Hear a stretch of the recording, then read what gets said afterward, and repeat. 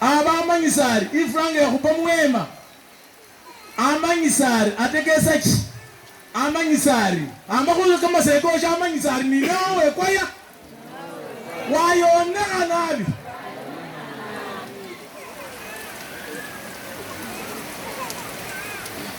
atekesa ndi pastori wano tokile imingando oli muterefu cha kuyamba abalwadde ikweyo omulwadde number 1. That's what it means. Mubate mutegeera ekyo kyawuliri yako amaazi gano bwe gatonya abagatonda amaze kulaba kitange ndi abo bonna mu maaso kange teriyo wate omwaka olufaanyi until we all leaders we repent mistakes. Tosobola kundeetera ng'ati mobilizer olese ndi muzeeyo bikere byafunda bibiri nesanga ngewe yasooka kufunda ebikere n'oyo. And that's what it means by the dead day. Mwetaaga kuyigirizibwa ekyo mutegeere. Ekyo kiri mu kitabu kya Ezra sura 10. Ezra chapter 10. Ezra ng'amaze kukaaba nabbi Ezra ng'akaaba mu maaso ga Katonda ng'alowooza ndi baalabye abo be bonoonyi. Katonda ayogera mu Ezra ndi tolowooza ndi Ezra abo bokka be bonoonyi naye gwe Ezra ekwe bw'olema kwenenya era essaawa eyo Katonda bw'abeera munyiifu. Katonda bw'abeera munyiifu n'abaweereza be ayiwa enkuba mu kiseera ekyokunaaza.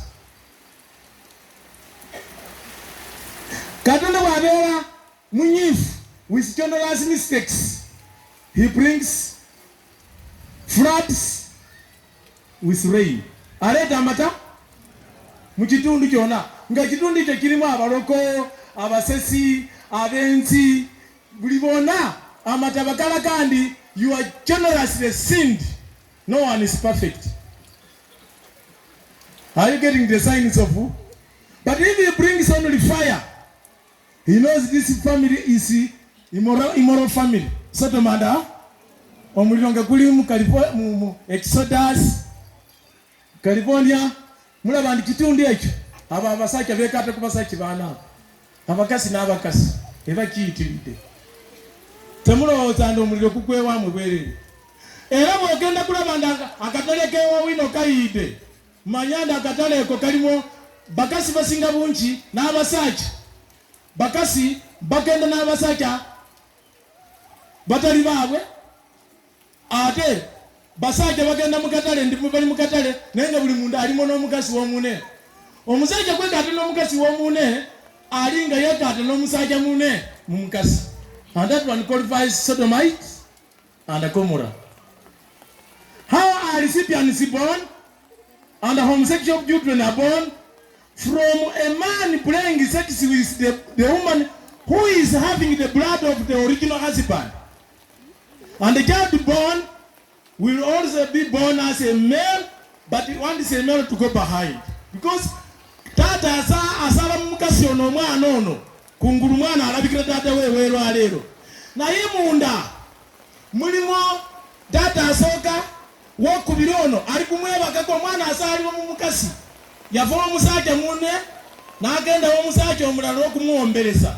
Omwana bw'asaalibwa agenda bw'asaalibwa muwala alyegomba mukasi munne kumwegaatako. Bameka bali kundekeera. Bw'asaalibwa omulenzi alinoonya mulenzi musajja munne kumwegaatako. It is in nature, it is within blood. That's why in court, mu kooti a court of human rights ibakilisa lwokuba si kwagala kwabwe. It is nature. How many are getting me? But does not that nature force any person, but it allows them to get their personal punishment in the future. Never the tubasalira omusango kasubire ndi Joseph otegede where it deserves. A homosexual and a lesbianism is not a person's right. That is nature. Somebody is born with it, and it is a sin, but nothing we can do.